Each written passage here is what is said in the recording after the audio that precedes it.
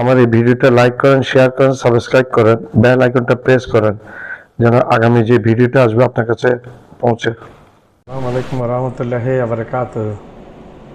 দর্শক, 24 ঘন্টা পরে আবার আসলাম 2-3টা কথা আপনাদের সম্মুখে বলার জন্য বরাবরের মতো। কেমন আছেন আপনারা আমার প্রিয় ভিউয়ার্স? আশা করি ভালো আছেন।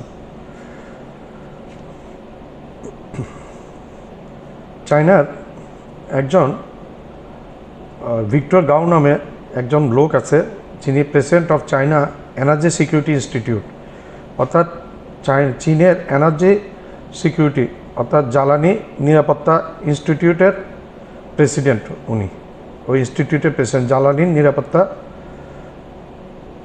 ইনস্টিটিউটের উনি প্রেসিডেন্ট, মিস্টার ভিক্টর গাও।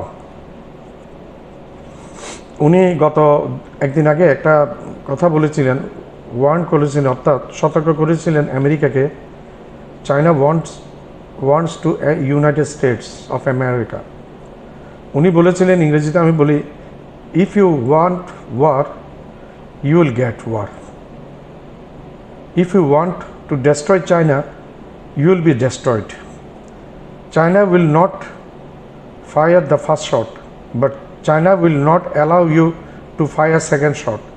Victor Gao, President of China Energy Security Institute. China ওই ভদ্রলোক আমেরিকাকে, ট্রাম্পকে বুঝিয়ে দিয়েছে, তুমি যদি যুদ্ধ চাও আমরা যুদ্ধ করব, তুমি যদি চায়নাকে ধ্বংস করতে চাও আমরা তোমাদেরকে ধ্বংস করে দিব। চায়না প্রথম থেকে চায়না কোনো আক্রমণ করবে না, কিন্তু চায়না সেই সুযোগটা দিবে না দ্বিতীয়বার আক্রমণ করার, অর্থাৎ তোমার ধ্বংস অনিবার্য। এই ঠেলাটা খেয়ে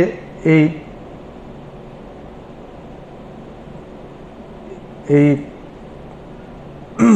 প্রেসিডেন্ট, আমেরিকার ইতিহাসের সবচেয়ে কুখ্যাত প্রেসিডেন্ট ডোনাল্ড ট্রাম্প, সে এর আগে বলেছিল যে সে আমেরিকা হরমুজ প্রণালী অবরোধ করে দিবে, অর্থাৎ কোনো জাহাজ বাইরে থেকে ভিতরে ঢুকতে পারবে না, ভিতরে ঢুকলে সেটাকে বের হইতে দিবে না।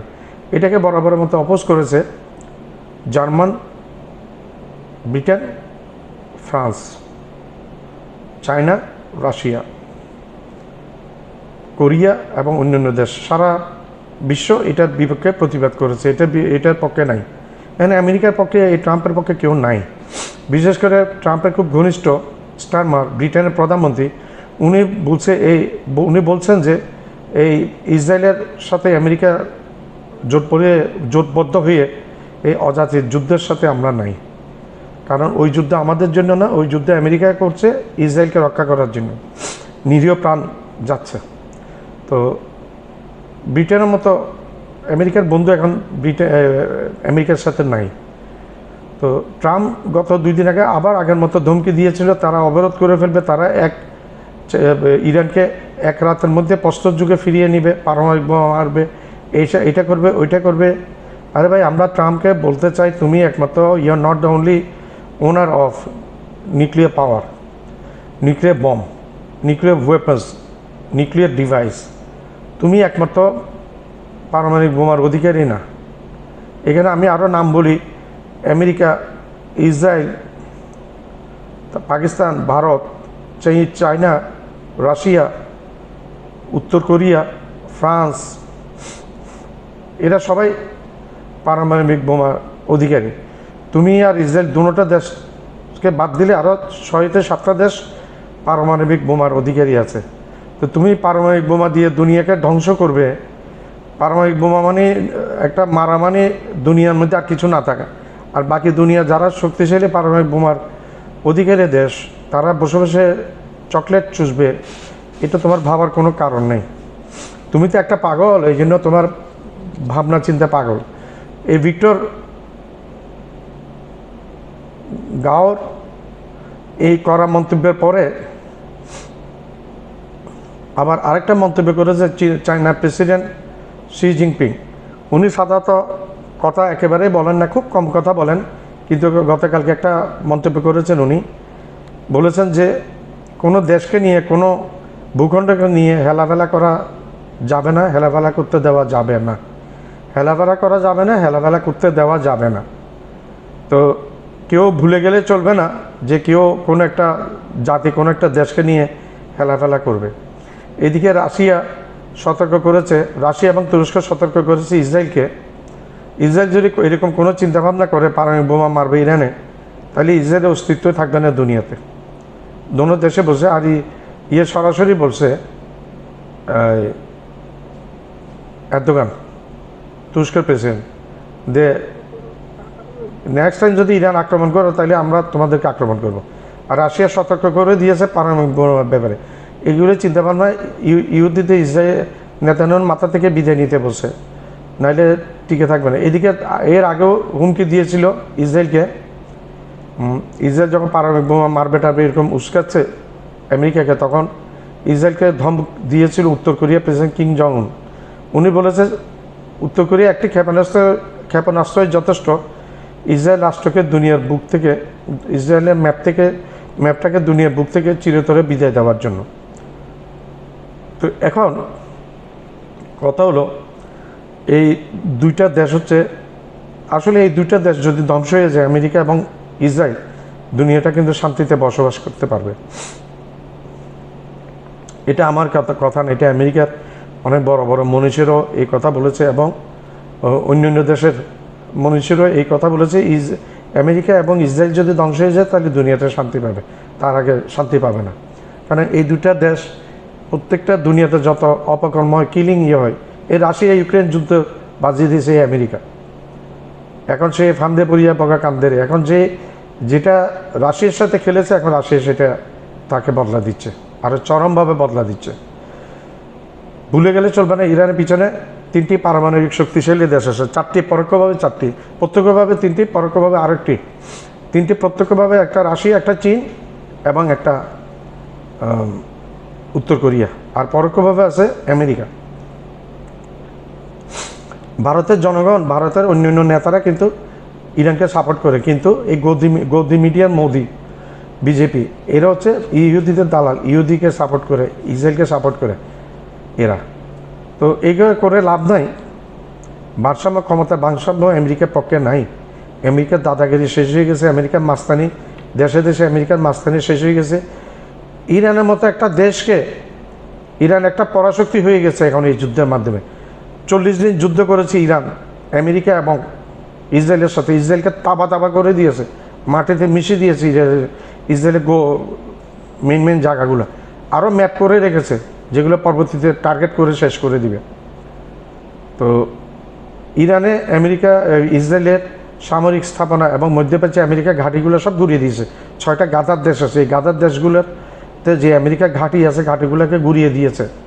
11টা না 12টা 15টা ঘাঁটি আছে সব মিলে এই 6টা দেশের মধ্যে। নৌঘাঁটি, সামরিক ঘাঁটি, সেনাঘাঁটি সব শেষ করে দিয়েছে। তো আমেরিকা হুমকি দুমকি, আমেরিকা এই ভিক্টর গাও, president of China energy security institute, উনার এবং শি জিনপিংয়ের ধমক খেয়ে এখন ট্রাম্প বলতেছে পাকিস্তানে আবার বসবে তারা শান্তি আলোচনায় ইরানের সাথে। ঠেলার নাম বাবাজি।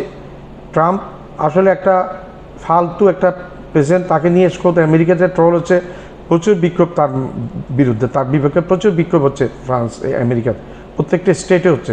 এখন শোনা যাচ্ছে তাকে ইমপিচ করবে। এটা ইমপিচ সময়ের ব্যাপার, ট্রাম্প ইমপিচ হওয়ার জন্য। কারণ ট্রাম্প অনুমতি না দিয়ে যুদ্ধটা ইসরায়েলের সাথে মিলে যুদ্ধটা লাগিয়ে দিয়েছে, আক্রমণ করেছে ইরানকে। ইরান প্রথম থেকে বলেছিল, হুঁশিয়ার করেছে যেন আক্রমণ না করে, দাঁত ভাঙা জবাব দিবে। এন্ড ইরানের কাছে সম্ভবত পারমাণবিক অস্ত্র আছে, এবং ইরানের কাছে উত্তর কোরিয়া 10 হইতে 12টা নাকি IBM পাঠিয়েছে, ইন্টারন্যাশনাল ব্যালিস্টিক মিসাইল, আন্তঃমহাদেশীয় ক্ষেপণাস্ত্র। এক দেশ থেকে মানে এটা 13 হইতে 14,000 কিলোমিটার, 12 হইতে 14,000 কিলোমিটার দূরে গিয়ে পড়ে এই ক্ষেপণাস্ত্র।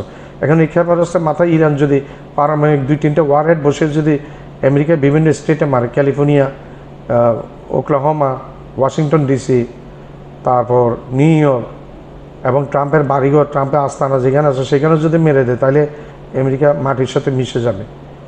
এখন আমেরিকার শত্রু বেড়ে গেছে, আমেরিকার শত্রু এখন শুধু ইরান আমেরিকার শত্রু হয়ে গেছে। তারপর রাশিয়া এবং চায়না আমেরিকার শত্রু, উত্তর কোরিয়া আমেরিকার শত্রু, পরোক্ষভাবে পাকিস্তানও দেখা যাচ্ছে আমেরিকার শত্রু হয়ে গেছে। এখন পাকিস্তান একটি পারমাণবিক শক্তিশালী দেশ, তার কাছে যদি IBM থাকে তবে ইন্টারন্যাশনাল আন্তঃমহাদেশীয় ব্যালিস্টিক ক্ষেপণাস্ত্র থাকে, তার মাথায় নিউক্লিয়ার ওয়ারহেড বসিয়ে মেরে দিলে আমেরিকা উপর গিয়ে পড়বে, নাস্তানাবুদ হয়ে যাবে, আমেরিকা ধুলোয় মিশে যাবে। এখন দাদাগিরি করার সময় নেই। এবং দাদাগিরি করতে গিয়ে যে দাদাগিরি করেছে গতকালকে, চায়নার 4টি তৈলবাহী জাহাজ ইরানে তেল লোড করে আমেরিকার জাহাজের পাশ দিয়ে বহাল তবিয়তে চালিয়ে নিয়ে আসছে। কারণ আমেরিকা জানে চায়নাকে ঘাটালে আমেরিকার ওই শিপগুলো থাকবে না, আস্ত থাকবে না। একদিকে ইরান, একদিকে ইয়েমেনের হুতি, একদিকে হিজবুল্লাহ, একদিকে হামাস, একদিকে লেবানন, একদিকে সিরিয়া, একদিকে ইরান, একদিকে ইরাক, আর একদিকে রাশিয়া, চায়না, উত্তর কোরিয়া, কতগুলো দেশকে সামলাবে আমেরিকা। আমেরিকা পতন ঘন্টা বেজে গেছে, সেটা সময়ের ব্যাপার। আমেরিকার অর্থনীতি ধ্বংস হয়ে গেছে, আমেরিকার মধ্যে চাকরি বাকরির অভাব, লোকজন মাঠে নেমে গেছে, জিনিসপত্রের প্রচুর দাম, প্রোডাকশন নাই। তারপর এই এফেক্টটা আমেরিকার নিজের দেশে গিয়ে পড়েছে। এখন ট্রাম্পের বিরুদ্ধে অভিশংসন আসছে, ইমপিচমেন্ট আনতেছে।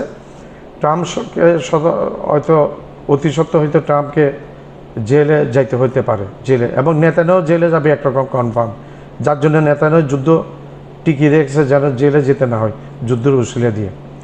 তো আমেরিকার দাদাগিরি শেষ, আমেরিকার একক আধিপত্য শেষ, বিশেষ করে মধ্যপ্রাচ্য থেকে উৎখাত, আমেরিকা উৎখাত হয়ে গেছে। আর হরমুজ প্রণালী থেকে আমেরিকা ইরানকে বের করতে পারে না, বিগত 40 দিনে বের করতে পারে না। এখন সাথে চায়না শিপ পাঠিয়েছে এখানে, চায়না ইনভলভ হয়ে গেছে যুদ্ধে সরাসরি, আগে পরোক্ষ ছিল, প্রত্যক্ষভাবে এখানে শিপ পাঠিয়ে দিয়েছে চায়না। তারপর রাশিয়াও এখন প্রত্যক্ষভাবে আওয়াজ করছে যুদ্ধ, তুরস্কও নেমে গেছে প্রত্যক্ষভাবে। তো আমেরিকার জন্য অশান্তির কারণ হয়ে গেছে ট্রাম্পের জন্য। এই ট্রাম্প যতদিন থাকবে ততদিন এই দুনিয়াটা ধ্বংসের দিকে যাবে। অতি সত্বর আমেরিকার মানুষের উচিত এই ট্রাম্পকে গতিচ্যুত করা এবং তাকে আইনের আওতায়, বিচারের আওতায় নিয়ে আসা, নেতানিয়াহুকে সহ। আমার চ্যানেলটা লাইক করবেন, শেয়ার করবেন, সাবস্ক্রাইব করবেন, বেল আইকনটা প্রেস করবেন, সাবস্ক্রাইব করতে ভুলবেন না।